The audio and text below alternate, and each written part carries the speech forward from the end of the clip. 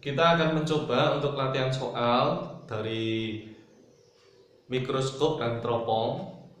Kalian bisa coba buka halaman 579 ya, halaman 579. Kalian bisa coba dulu mengerjakan nomor 36, 38 dan nomor 40 ya. Nomor 36, 38 dan 40. Kalian bisa terlebih dahulu mencoba mengerjakan. Kalian bisa tutup dulu atau pause dulu video ini. Jika kalian sudah mencoba, kita akan membahas latihan ini ya. Kita lihat halaman 579 nomor 36 ya.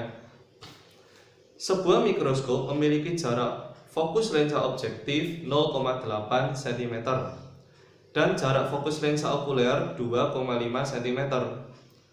Bayangan nyata yang dibentuk oleh lensa objektif berada pada jarak 16 cm dari lensa ini.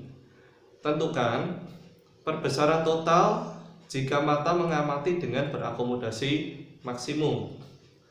Yang B, kemana dan jauhnya lensa okuler harus digeser agar mata tidak berakomodasi. Jadi dalam hal ini ada dua kasus ya. Yang pertama, mikroskop ini ditanyakan berapa perbesarannya jika dia digunakan secara berakomodasi maksimum. Yang kedua, jika mau diubah menjadi tidak berakomodasi atau akomodasi minimum, maka caranya bagaimana? Lensa okulernya ini harus digeser kemana dan sejauh berapa?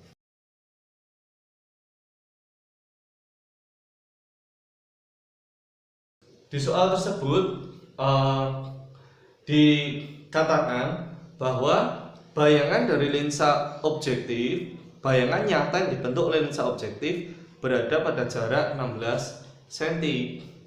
Jadi bayangannya lensa objektif itu bayangan nyata dan dia berada di jarak 16 cm.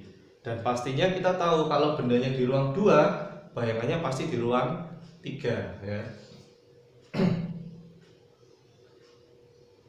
Nah, ini FOB, ini 2 FOB. Jadi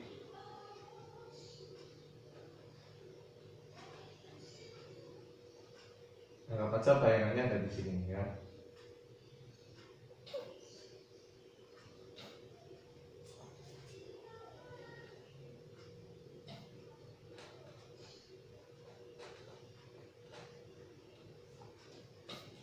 S-aksen OB-nya 16 cm. Nah, kemudian ditanyakan berapa perbesarannya jika mata berakomodasi maksimum. Ya, untuk mencari perbesarannya kita memerlukan berapa nilai SOB-nya atau jarak bendanya. Kita bisa hitung dulu.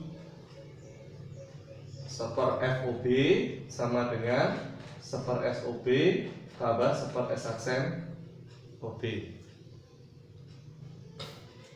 Berarti seper FOB-nya 0,8 sama dengan SOB-nya dicari plus seper 16. Sehingga seper SOB sama dengan seper 0,8 dikurangi seper 16. Kalian bisa coba hitung, disamakan penyebutnya, kemudian dibalik ya, hasilnya akan ketemu 0,84 cm. Kita cek bendanya objektif harus ada di ruang 2. Apakah sudah betul? FOB-nya 0,8, bayangannya 0,84. Berarti bendanya FOB-nya 0,8, bendanya 0,84. Berarti sudah betul ya. Ini ada di ruang 2. Ya. Berikutnya kita akan menghitung perbesarannya. Perbesarannya adalah S-aksen OB per SOB dikali SN per FOK tambah 1. Perbesaran maksimum untuk mikroskop ya. Sehingga M sama dengan S aksen UB-nya 16 dibagi 0,84,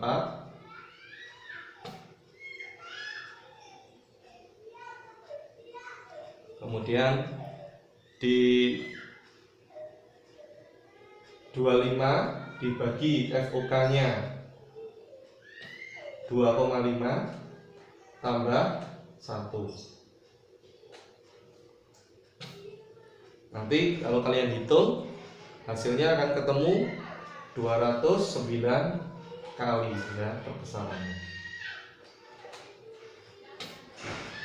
Begitu menghitung perbesaran dari mikroskop ya, dari mikroskop.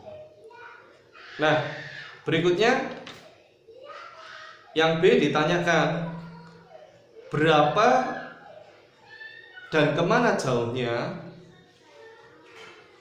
lensa okuler harus digeser agar mata berubah menjadi akomodasi minimum ya, agar mata berubah menjadi akomodasi minimum. Nah, seperti ini. Kalau mata berakomodasi maksimum, berarti bendanya okuler ini kan ada di ruang 1 ya. Jadi kalau untuk kondisi yang A tadi bendanya okuler kan ada di ruang 1, misalnya di sini FOK-nya. Sehingga akan dihasilkan bayangan yang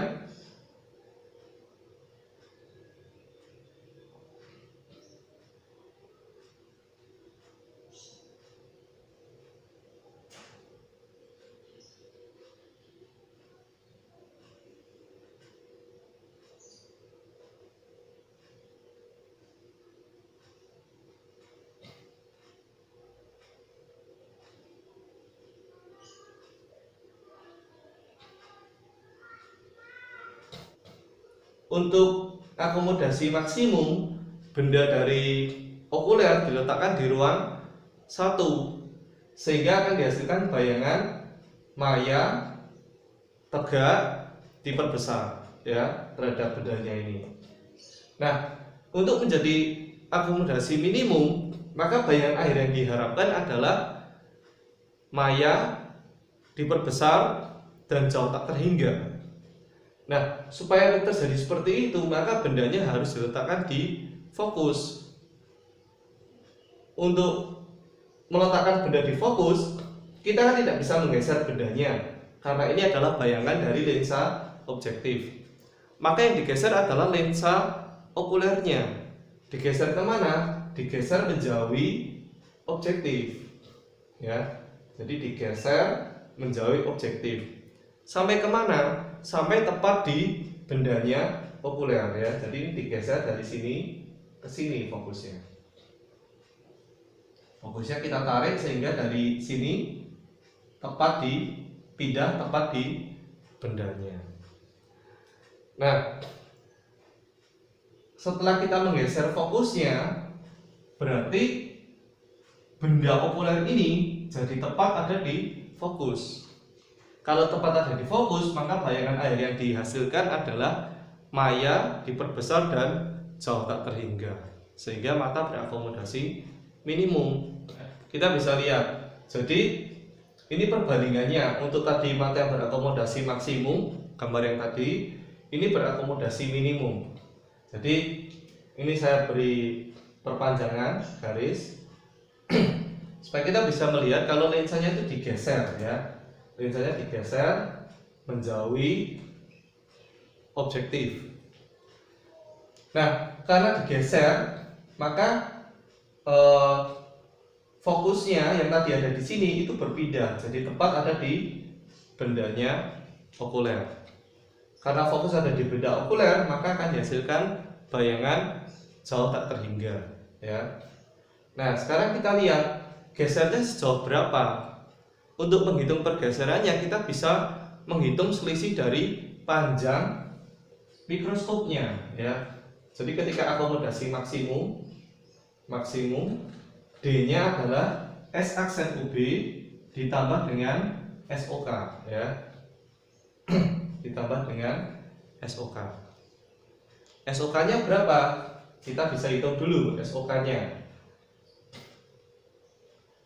Jadi seper FOK sama dengan seper SOK ditambah seper S aksen OK. FOK-nya adalah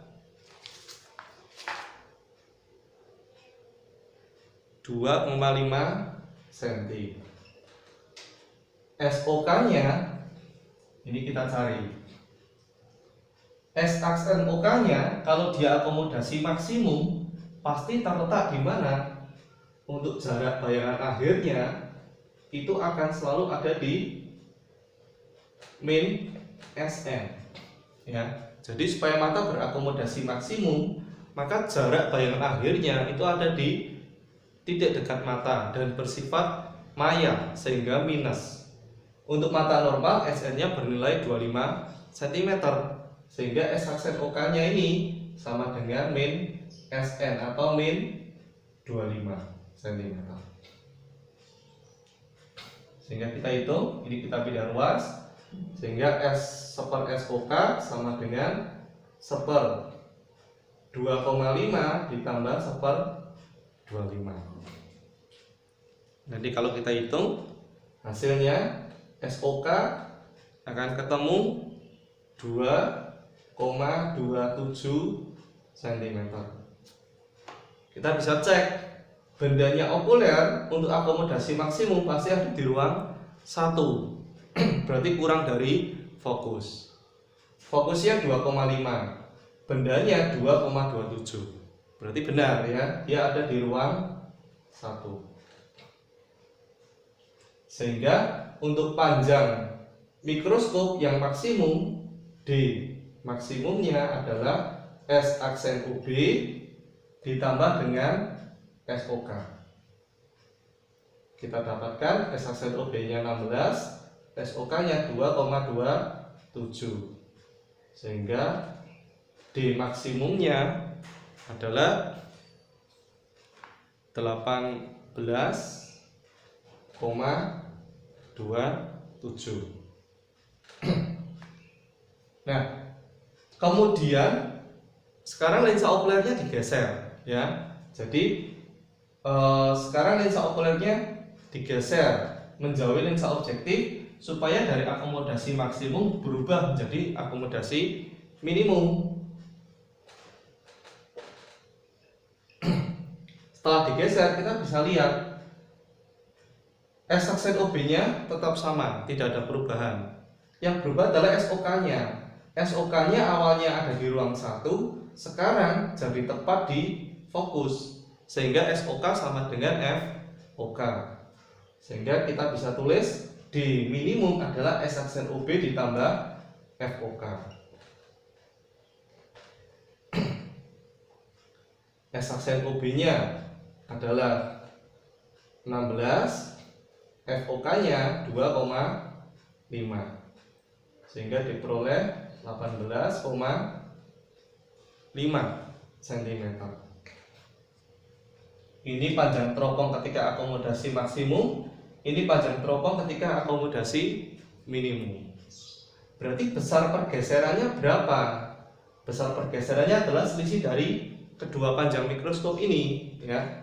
Kita tulis di sini pergeseran adalah D minus D min dikurangi D max, ya. D ketika minimum dikurangi D ketika maksimum. 18,5 dikurangi 18,27, sehingga ketemu 0,23 cm. Gesernya kemana? Menjauhi objektif.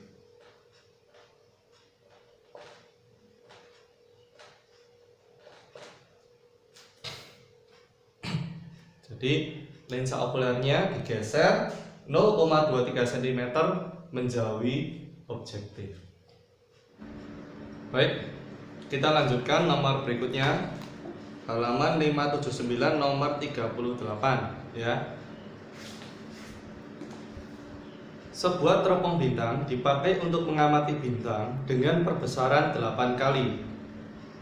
untuk mata tidak berakomodasi. Jika jarak lensa objektif dengan lensa okuler sama dengan 45 cm, tentukan jarak fokus lensa okuler yang pertama. Yang kedua, jarak fokus lensa objektifnya. Jadi ini teropong bintang dipakai dengan tidak berakomodasi, kemudian menghasilkan perbesaran 8 kali ya. Perbesaran 8 kali. Panjang teropongnya adalah 45 cm. Digunakan secara berakomodasi minimum.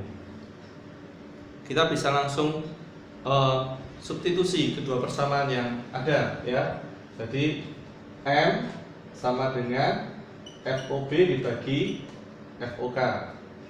Ini 8 sama dengan FOB dibagi FOK.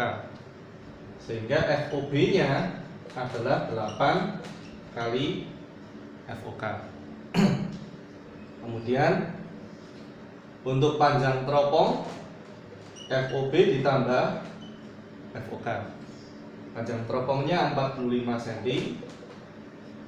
Kemudian FOB-nya adalah 8 FOK ditambah FOK.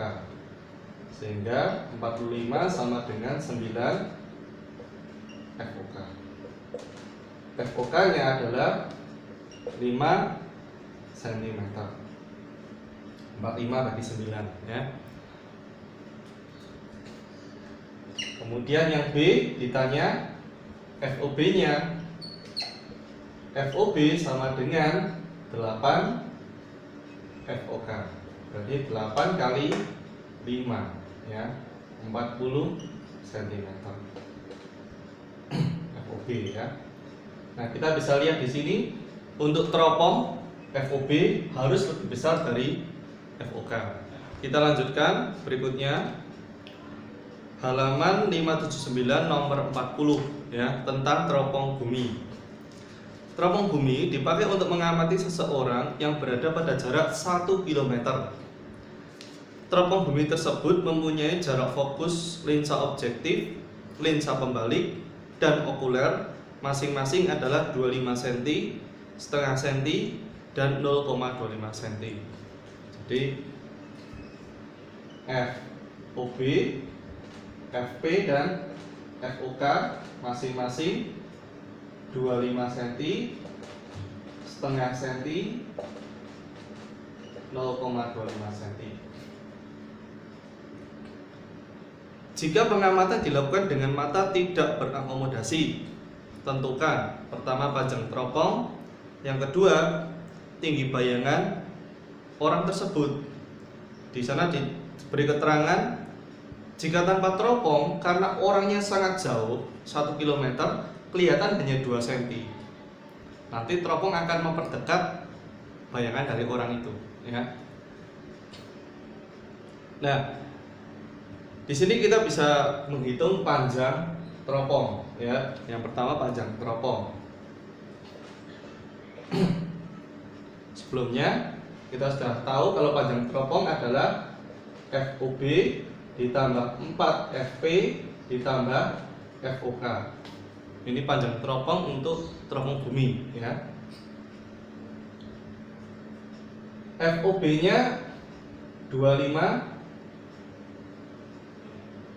cm ditambah 4 kali setengah cm ditambah 0,25 cm, sehingga panjang teropongnya diperoleh 27,25 cm.